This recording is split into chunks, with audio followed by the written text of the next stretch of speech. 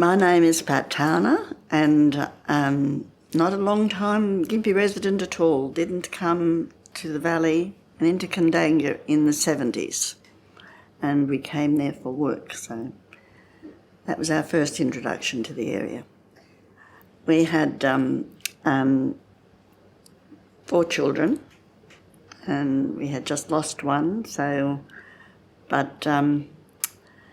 and we stopped coming down the highway looking for work, and my husband found work on a share farm, and that was farming, and later on we went into a carrying business, but it was farming at first, at Kandanga. And no, they didn't grow any crops, they only just basically irrigated natural pastures, and all of their cattle were fed on natural pastures all the time. So when we first went into that business, they were double-decking the truck with milk cans. And within a few months of us beginning that business, there were no more dairies. It was the main industry.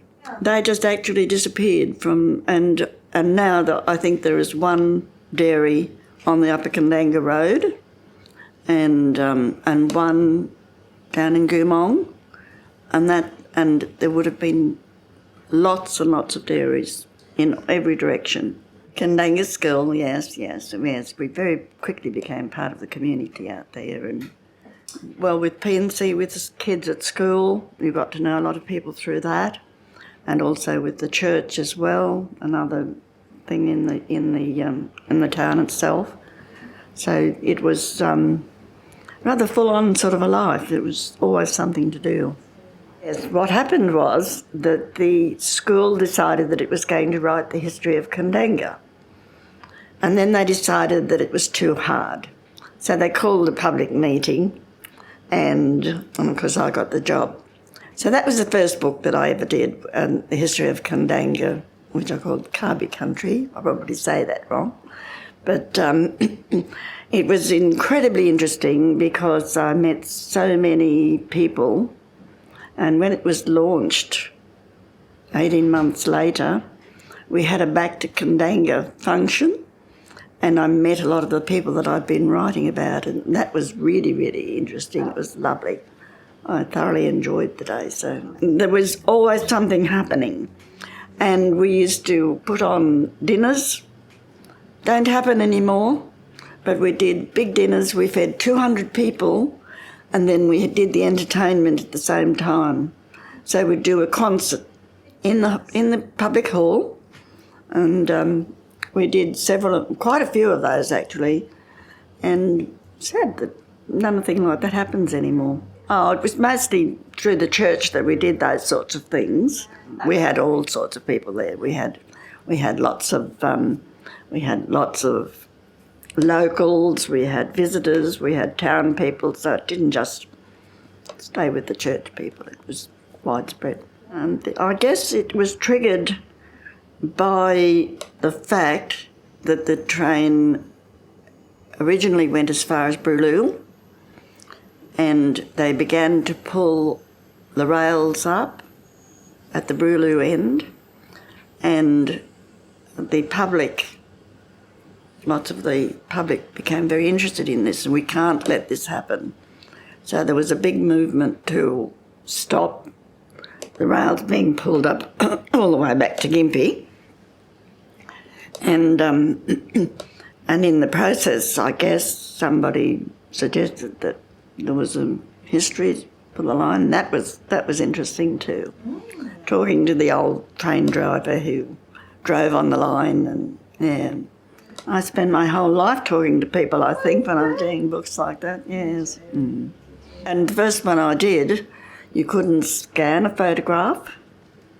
You just had to put them in manually and make the gap ready for the third photo to be inserted later.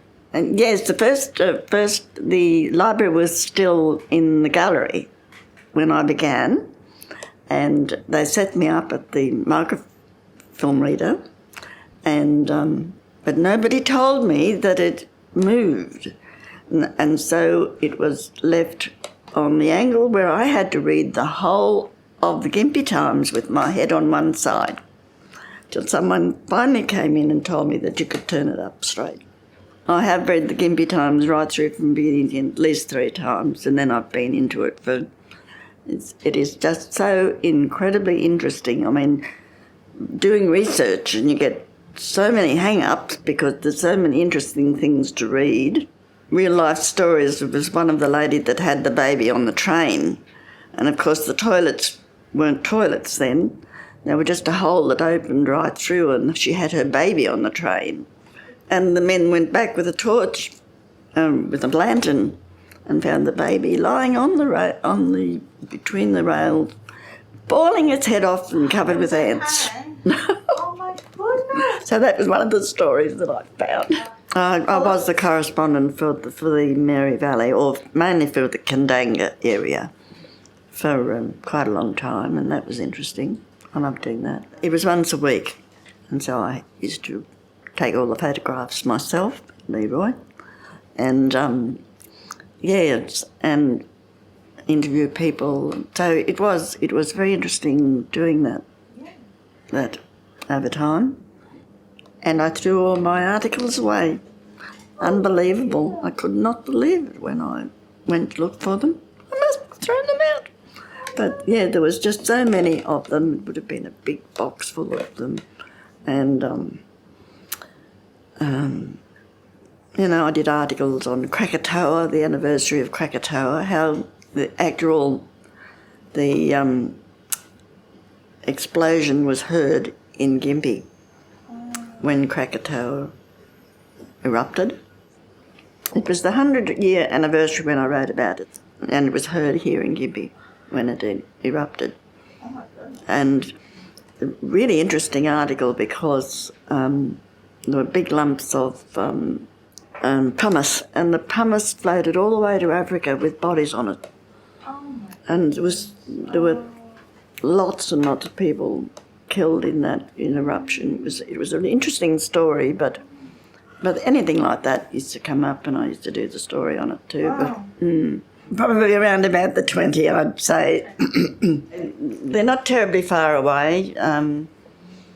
One daughter doesn't live locally. She lived up near Gladstone, but another daughter's local. Another one's in Yeppoon.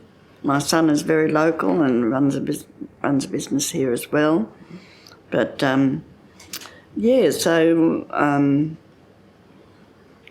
lots of things that you do are related to family, particularly when they're young. So it was